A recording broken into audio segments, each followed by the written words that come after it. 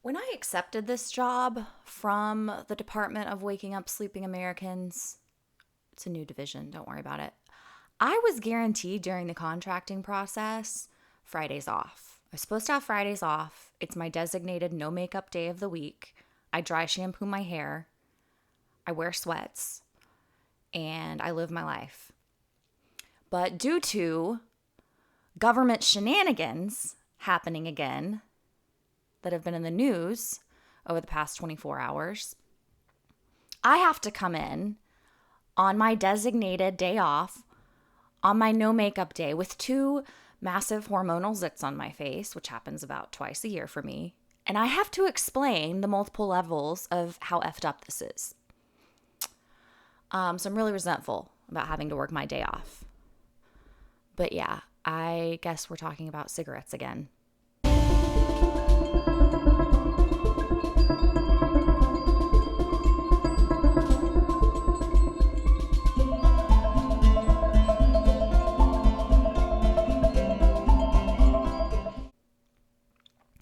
So never in my life did I think I would start a podcast and for the first 2 episodes talk about smoking. I've smoked maybe 8 cigarettes in my life. 7 of those were in rehab. So if you haven't been to rehab, let me just save you time. Basically, you go in, your number one coping mechanism is taken away, in my case, alcohol. And as you start those early days of detoxing and recovery, you scramble for any sort of legal drug you can get your hands on. Usually coffee, other forms of caffeine, and nicotine. That's what you do. It's called harm reduction. Look it up. Government's apparently a big fan of harm reduction, except in the case of nicotine. What do drug addicts and alcoholics use, by the way, when they quit? I had tried 1 cigarette before rehab. It was in college or right after college. I was hammered and I threw up after trying a cigarette. Just 1 puff. In rehab, I tried to be a smoker. I tried it. And I remember one time a girl gave me a Marlboro Red. I didn't know anything about like different kinds of cigarettes. And she started laughing when I inhaled a puff, whatever they call it in the smoking culture, a puff. And I was like, why are you laughing? She said, you literally went cross-eyed. So that's my vast experience in the world of smoking cigarettes. I don't care about cigarettes. I'm not advocating that people should smoke cigarettes or that they should vape. As we discussed in the last episode, we now have, finally, after decades of manipulation by our government through the puppet string masters called the tobacco industry, we now have informed consent when it comes to smoking, particularly smoking cigarettes. We know the risks and we're able to make informed decisions based on those risks. We know the risks of drinking and we can make informed decisions based on those risks. Now, the U.S. government, so the Biden administration and our friends at the FDA are coming after nicotine. Why? Well, smoking's bad for you. Of course that's why, right? So my husband last night, I came home from an event and I was in zombie mode and I saw this on the news and he paused it and he said, what does this remind you of? Anything come to mind? And I was like my mind was drawing a blank. I was like, can you help a sister out? I'm dead from the day. My brain isn't working. Can you just give me a hint? And he was like, what substance is there now evidence of that seems to make people resist getting sick from COVID? It's like, oh yeah, it's nicotine. I know the answer to that one. So my husband gave me a prize for answering the question correctly.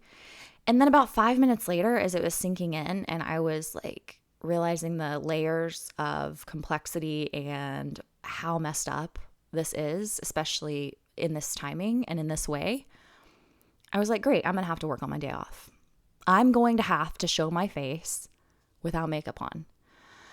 So I apologize if I'm a little bit salty today.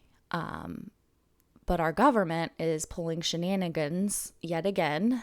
And I'm going to explain a few things. This is going to be a quick episode, I think. I'm going to actually back up from nicotine just for a minute and set the stage for a couple of other substances. One is ivermectin. So ivermectin, it's been successfully demonized. The government's trying to ban that as well. It showed early on in the pandemic some promising results as a prophylactic, as an early treatment for COVID-19. I myself got what I think was COVID. I'm not positive. I got it earlier this year, and among the other supplements that I was taking, I was prescribed ivermectin as well. It is, well, before I tell you what it is, let me tell you what you saw when you came on CNN. What you saw is like Joe Rogan's face plastered as some clown, like he's some like clown with egg on his face, blasting him for taking a horse dewormer. So there are a lot of people out there who still think ivermectin is some like fringe, it's a drug for conspiracy theorists, and it's like it has no place in the discussion of treating COVID-19. It's some like horse deworming drug. They didn't come on CNN and say, Joe Rogan took a Nobel Prize winning drug that we have lots of. And unfortunately for the pharmaceutical industry, it's super cheap. It's about 30 cents a dose. So we wouldn't want to, detract from their ability to market a drug as a prophylactic. But great news. Like he took that to treat his COVID. He got better. And that's that. No, they came on and they made him look like a fool for taking ivermectin. So you want to experience the shame of your life, try admitting that you took ivermectin to treat your COVID. It was very effective at even I was so timid for a while. I just wanted to get better when I had COVID. I don't know about you guys, but when I'm sick, I just like to feel better and not get sicker. I like to improve rather than deteriorate, but that's just me. And I took ivermectin and I was pretty sheepish about it. I was like, I don't want to say the I word around people.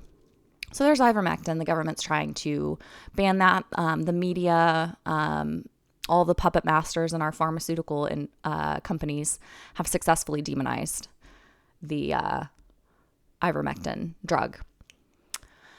Also, look at the ACE reporting system, adverse side effects reported every year. As a fun fact, ivermectin has fewer adverse reactions reported every year than Tylenol.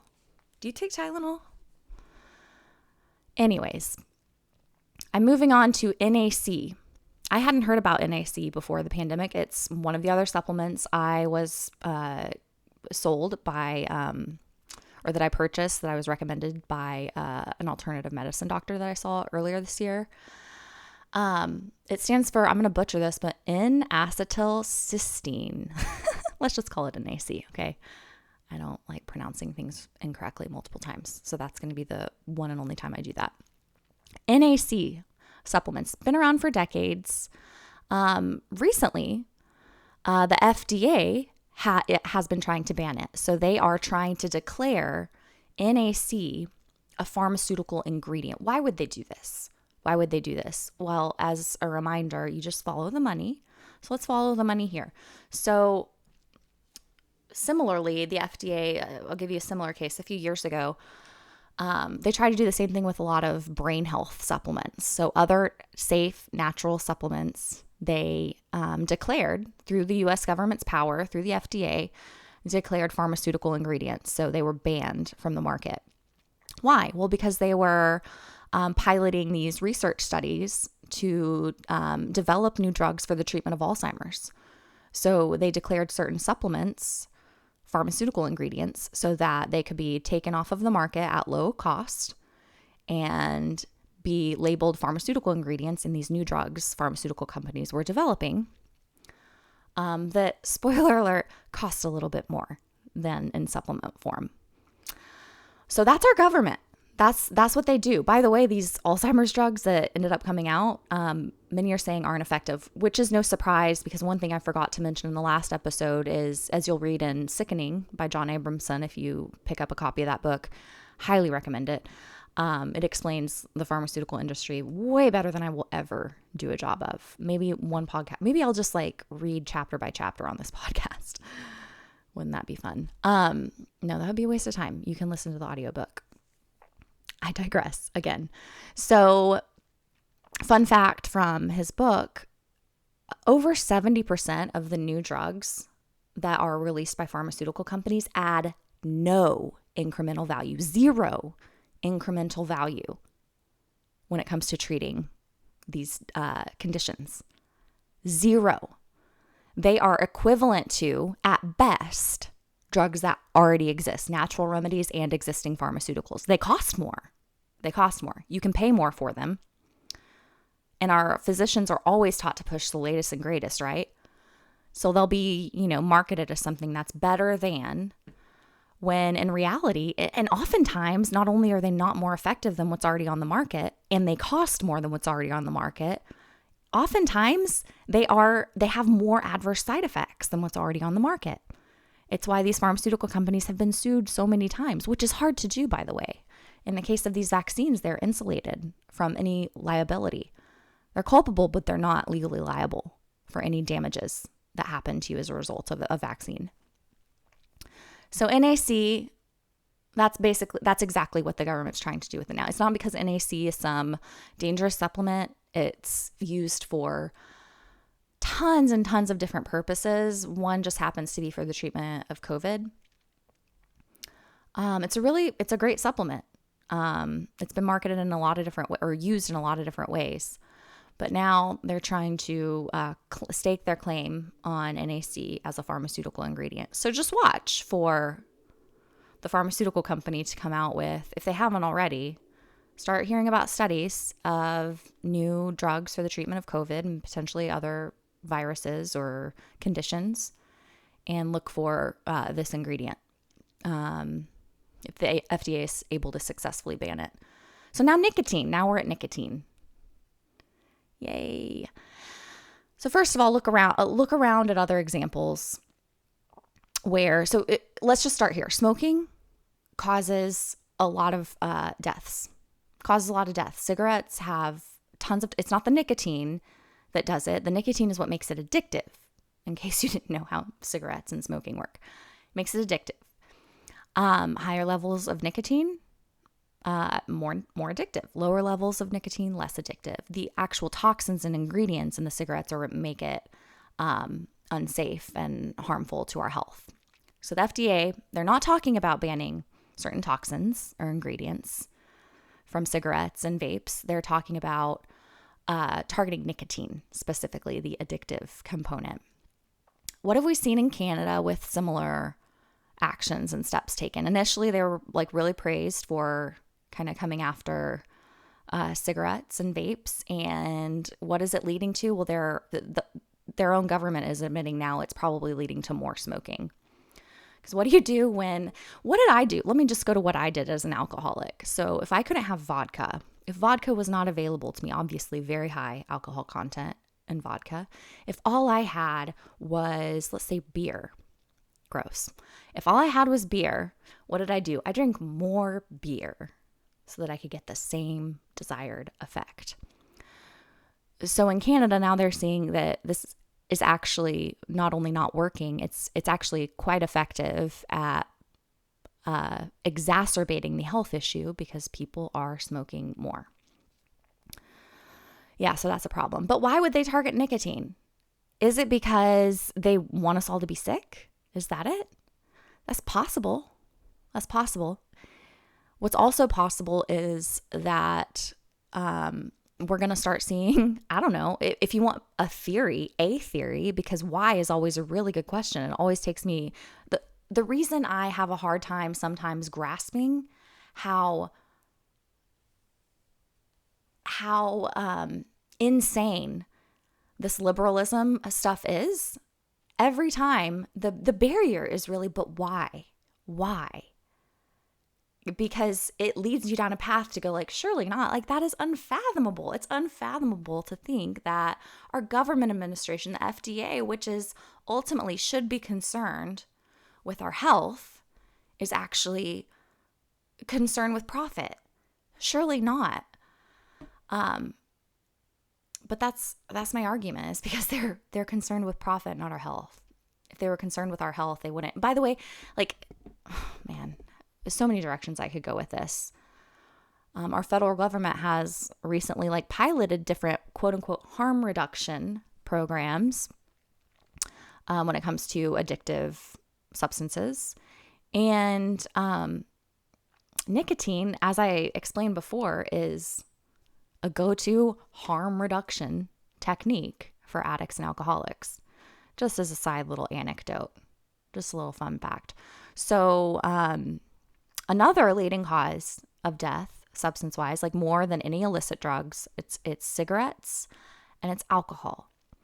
So now the FDA is targeting the levels of nicotine in cigarettes. Are they going to target the levels of alcohol in alcohol? Is that next? Do they really care that much about our health that they're going to do us a favor and say, no, you know the risks, but you can't be trusted with these decisions. We're just looking out for you, children. We're going to decrease the amount of nicotine so you can still smoke your cigarettes, but it won't be as bad for you because you won't get as addicted. Same with alcohol. We're going to take some of the alcohol out of that. And so that vodka is going to be like 90% water now. It's for your own good. I don't think we're going to see them do that with alcohol, by the way, because I don't think alcohol is showing any benefit for the treatment of COVID and other medical conditions. Anywho, hopefully from this point forward, I won't be doing any episodes that are dominated by smoking. We'll see.